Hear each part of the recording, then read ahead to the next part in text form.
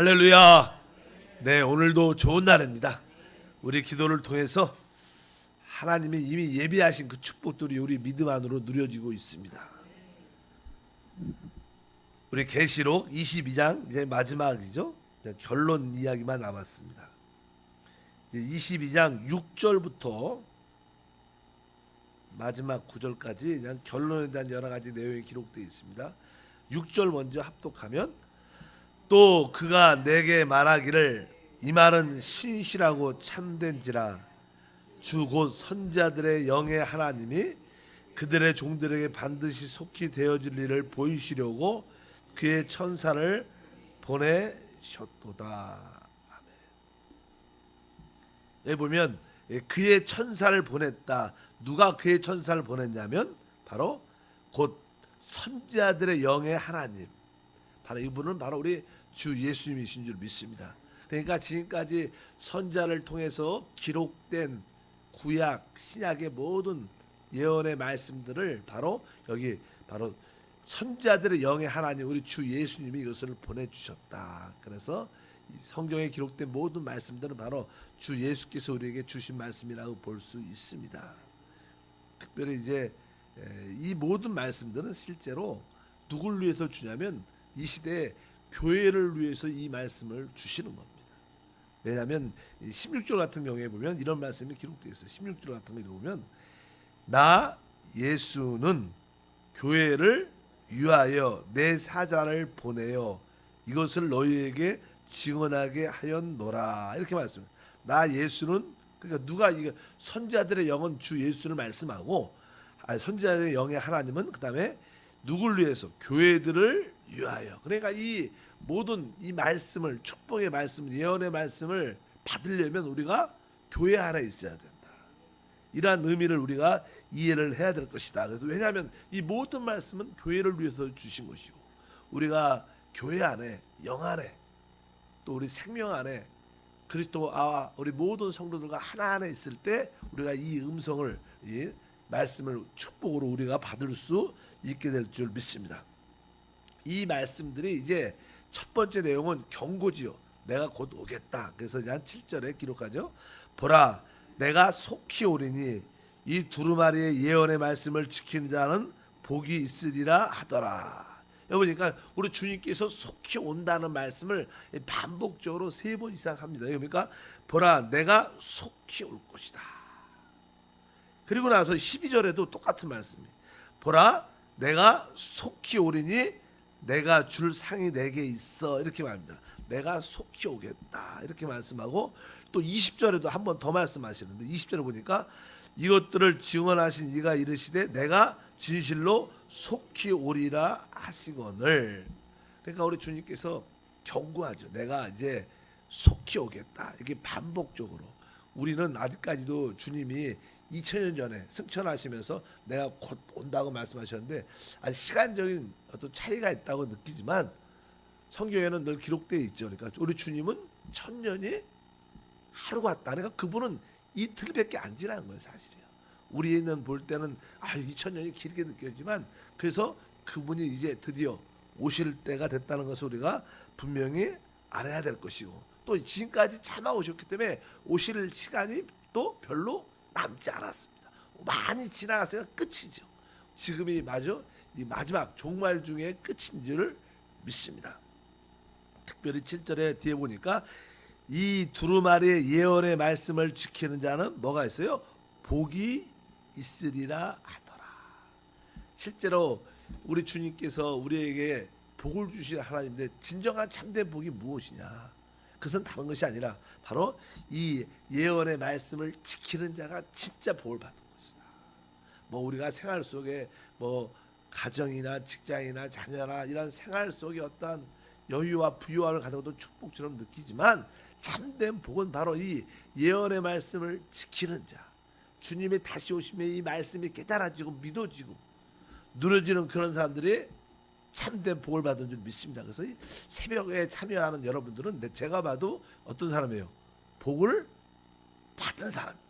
그래서 하나님 나에게 복을 주시옵소서 기도 그만하시고 어떻게 해야 돼요? 하나님 나는 복을 받았습니다. 복을 주심을 감사합니다. 그러면 더 누림이 더 풍성해지는 그런 은혜와 축복이 함께할 줄 믿습니다. 그래서 우리가 이 축복을 누리려면 예언의 말씀을 어떻게 해야 돼요? 지키는 자, 이렇게 지켜야 된다. 주님의 다시 오심을 사모하고 기다리고 소망하고. 아멘. 우리가 하나님의 그 말씀을 따라 성령으로 충만하여 외적으로 의로운 삶을 살고 또 내적으로는 거룩함을 추구하는 그러한 믿음의 삶을 사는 자들이 진정한 복이 있다. 그러면서 이제 특별히 10절 같은 경우에는 주님이 우리에게 어떠한 경고를 또 하냐면 이제 이 말씀을 임봉하지 말라, 이런 표시는 또 내게 말하되 이 두루마리 예언의 말씀을 임봉하지 말라, 때가 가까우니라. 이제 주님이 속히 온다고 말씀하셨고 때가 가까이 왔기 때문에 이제 이 말씀, 이 예언의 이 모든 말씀을 임봉하지 말라, 덮어두지 말라. 원래 다니엘서에 보면 다니엘서와 이제 우리가 요한계시록은 같은 맥락입니다. 그래서 우리가 계시록 종말론 쪽에 주님의 다시 오심에 대한 말씀을 이해하려면 다니엘과 항상 요한계시록을 같이 봐야 되는데, 다니엘서 같은 건 우리 주님께서 그것을 임봉하라 해서, 왜 아직까지 그것이 열려줘도 깨닫지 못하니까. 그러나 이제 계시록 말씀은 임봉하지 말라, 때가 가까이 왔다. 이제 모든 것이 우리에게 영적인 눈이 열려서 이제 우리에게 주어진 그런 말씀인 줄 믿습니다. 그래서 때가 가까이 왔기 때문에 그것이 될 것이다. 그래서 이 하나님의 이 계시록이나 특별히 이 예언의 말씀들이 내 앞에 이렇게 열려져야 된다는 거예요. 여러분들에게 이 계시록 말씀이 이렇게 열려져 있다면 깨달아지고 믿어지고, 그렇다면 여러분들은 진짜로 복이 있는 줄 믿습니다. 많은 사람들은 이런 말씀에 별로 관심이 없어요. 주님의 다시 오심에 대한, 속히 온다는 이런 말씀에 관심이 없고 오직 현실 지금 사는 거에 관심이 많은데, 그것은 사실 어떻게 보면 복이 없는 거죠. 사실 진정한 복은 바로 우리가 주님의 다시 오심에 대한, 특별히 계시록에 대한 놀란 예언의 말씀에 대한 이렇게 마음이 활짝 열려져 있을 때 축복입니다. 그래서 한 번쯤은 신앙인들은 이 예시록, 뭐 다니엘서나 계시록의 주님이 예언의 말씀에 대한 관심도 갖고 성경도 또 많이 읽어보고 또 그 성경을 해석하는 그런 말씀과 강의를 많이 들어보면 여러분들이 점점점 더 이렇게 임봉되지 않고 열려 있게 됩니다. 그런 자들이 사실 어떻게 보면 복이 있습니다. 여러분은 이 예언의 말씀에 열려 있습니까? 그러면 여러분에게 뭐예요? 복이 있는 귀한 일꾼들인 줄 믿습니다. 11절에 말하죠. 불의를 행하는 자는 그대로 불의를 행하고 더러운 자는 그대로 더럽고 의로운 자는 그대로 의를 행하고 거룩한 자는 그대로 거룩하게 하라. 그러니까 이 마지막 시대는요, 이 두 부류의 사람으로 나누어지는데, 여기 보면 불의를 행하는 사람, 한편적으로 또 어떤 사람은 의를 행하는 사람, 또 어떤 사람은 더러운 자, 어떤 사람은 거룩한 자. 그러니까 우리는 바로 의를 행하고 거룩해져야 된다는 거예요. 근데 의를 행하고 거룩해지려면 우리가 이 예언의 말씀이 나한테 열려 있어야 돼요. 내가 스스로 뭐 의롭고 거룩해지겠다고 되는 게 아니라 이 예언의 말씀이 깨달아지고 믿어지고 내한테 열려 있으면 우리는 의를 추구할 수밖에 없고 우리는 거룩함을 추구할 수밖에 없다. 그래서 내가 어떻게 더 이 마지막 시대에 의롭게 살 수 있고 하나님 볼 때 내가 거룩한 삶을 가질 수 있는가? 의라는 것은 행위 밖으로 보여주는 모습이고 거룩은 내적인 존재입니다. 그러니까 우리는 안팎으로 거룩함과 의로움을 우리가 가져야 되는데, 이것이 바로 이 예언의 말씀에 대해서 열려 있을 때 바로 이런 삶이 나타난다는 것입니다. 예언의 말씀에 닫혀 있는 사람들은 절대로 의와 거룩함을 갖지 못합니다. 어쩌든지 우리가 이 하나님의 이 예언의 말씀이 우리 안에 활짝 열렸기 때문에 바로 우리는 의를 추구하고 거룩함을 따라 사는 믿음의 사람이 되는 줄 믿습니다. 특별히 여기에 특별히 이 예언의 말씀에 관심이 없는 사람들은 절대로 이러한 삶을 살아내지 못한다. 그래서 여러분들이 여러분뿐만 아니라 여러분 가족, 우리 서로에게 이렇게 하나님이 예언의 말씀이 나에게 열려 있게 도와주시옵소서.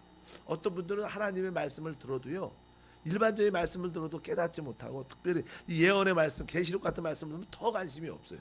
그런 사람들은 뭐예요? 이 말씀에 임봉돼 닫혀졌으니까 깨닫지 못하는 것입니다. 어쩌든지 우리 앞에 이 말씀들이 다 열려지게 도와주시옵소서. 이런 자들에게 12절에 보니까 보라 내가 속히 오리니 내가 줄 상이 내게 있어 각 사람에게 그가 행한 대로 갚아 주리라. 우리가 그런 말씀을 많이 나눴죠. 우리 주님이 다시 오시게 되면 우리에게 상급 심판을 주신다. 우리 믿는 자들은 바로 상과 벌이라는 아주 어떻게 보면 주님이 심은 대로 걷게 하는 그러한 그리스도 심판대 앞에서 상급 심판을 받게 된다. 그래서 여기 보니까 내게 줄 상이 있다고 말씀합니다. 그러니까 상을 타는 사람이 있다는 거예요. 상을 받는 사람, 면류관을 받는 사람이 있다고 말씀합니다. 그래서 어떤 사람이 바로 이 예언의 말씀을 지키는 자, 또 이 예언의 말씀을 붙잡고 예언의 말씀이 열려서 바로 의로움과 거룩한 삶을 사는 자들에게 상을 주겠다, 이렇게 말씀을 합니다. 여러분 모두가 그런 상을 받게 될 줄 믿습니다. 그러면서 13절에 보니까 나는 알파와 오메가요 처음과 마지막이요 시작과 마침이라. 아멘.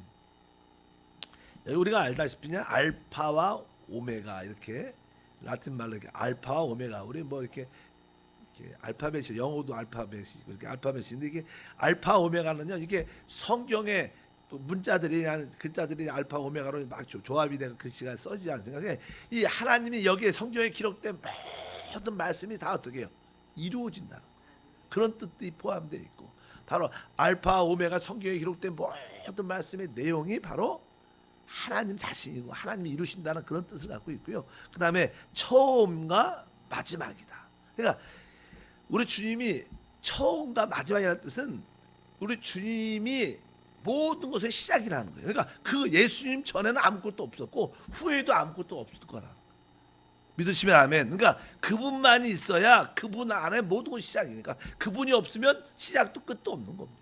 전에도 없었고 앞으로도 없을 겁니다. 그러니까 여러분들은 예수님을 가지면 다 가진 거예요. 사실은 그런 뜻도 갖고 있다. 그 다음에 또 시작과 마침이다. 그러니까 그분이 모든 일을 시작하시고 그분이 끝내시는 거예요. 우리가 시작하고 우리가 마치는 게 아닙니다. 우리가 이 땅에 태어나고 또 우리가 또 주님을 만나고 부활의 몸을 갖고 이 모든 것들도 우리가 주권에 달려있으니까 하나님이 시작하셨고 하나님이 마치시고 끝을 내십니다. 여러분들이 우리 하나님은 알파 오메가, 그분이 말씀하신 모든 것은 온전히 다 이루어질 수밖에 없고 그분이 시작과 끝이고 처음과 나중이다. 이런 믿음을 여러분들이 가지면요, 걱정할 게 별로 필요 없어요.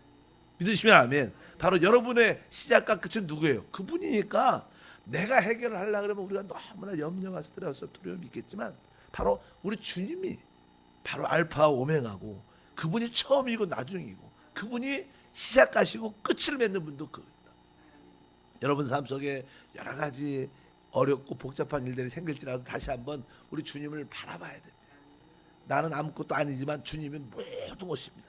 주님만이 알파와 오메가, 처음과 마지막, 시작과 마침, 끝이다.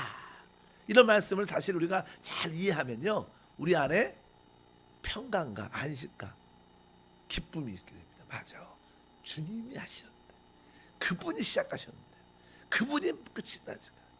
여러분 그런 참된 안식이 있기를 주님으로 축복합니다. 이렇게 우리 주님께서 상에 대한 말씀을 하시면서 바로 그 자신에 대한 모습을 다시 한번 우리에게 보여주십니다. 14절에 보니까 자기 두루마기를 빠는 자들은 복이 있으니 이는 그들이 생명나무에 나아가며 문들을 통하여 성에 들어갈 권세를 받으려 함이로다. 아멘. 그러니까 이 그들이 생명나무에 나아가면, 뭐 생명나무는 우리 그리스도를 인격을 그리스도니까 그리스도 안에 있는 그 축복을 마음껏 누리고 만족하고 체험하기 위해서 많은 사람들이 주님 앞에 나가야 되는데, 여기 보니까 두루마리를 빠른 자들, 그러니까 우리는 우리의 생활에 어떤 행동에 어떤 의로움이 있어야 된다는 거예요. 쉬게 돼야 된다는 거예요. 그런 의로움이 안 돼. 그러니까 구원받은 후에도 이제 구원을 받았기 때문에 그냥 믿음의 길을 걸어갈 때 우리는 의로운 삶을 살아야 된다. 그 의로운 삶이 바로 우리 안에 계신 성령을 따라 사는 겁니다. 내가 착한 일을 해야지, 내가 좋은 일을 해야지, 남을 구제해야지, 이런 것이 사실 그것은 인간적인 의고, 진정한 의는 우리 안에 계신 그리스도죠.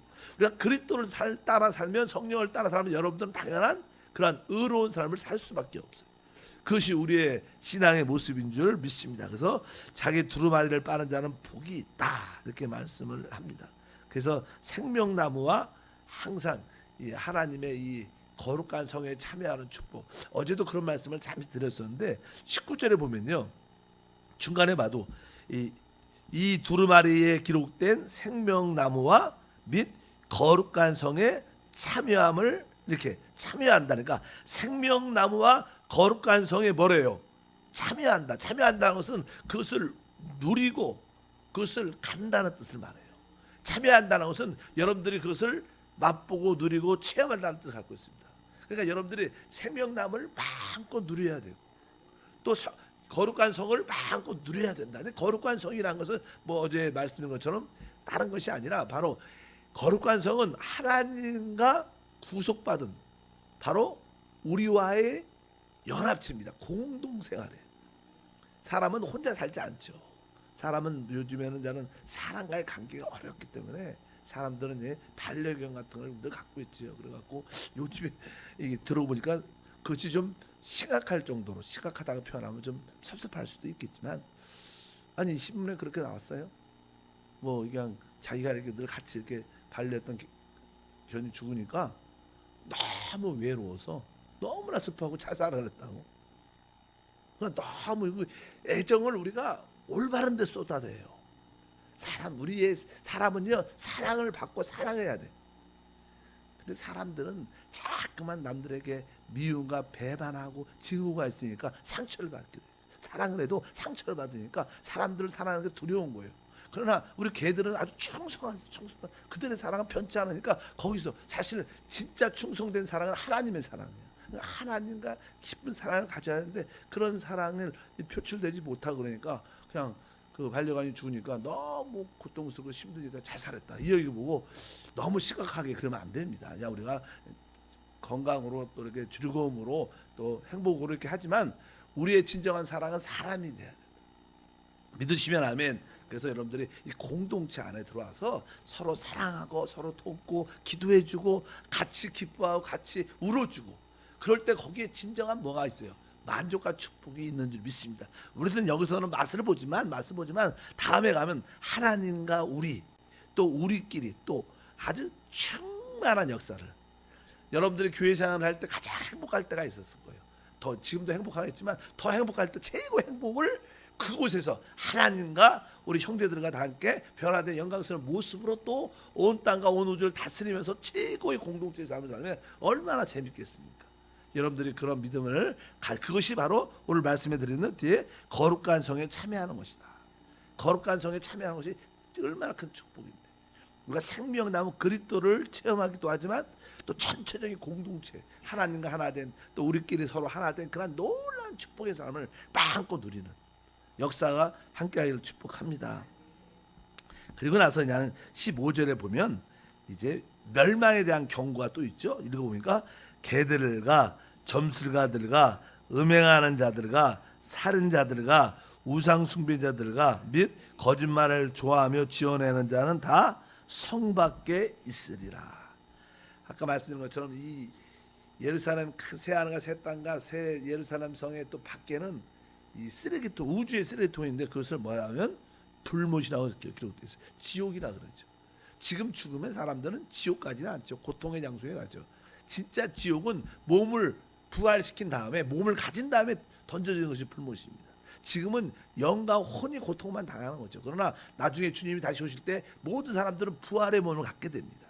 우리는 영광스러운 부활의 몸을 또 믿지 않는 사람들은 그렇지 않은 불의한 부활의 몸을 갖겠지만 그들이 그 자기의 몸을 갖고 던져지는 것입니다. 그러니까 거기서는 영과 혼과 몸이 고통스러운 겁니다.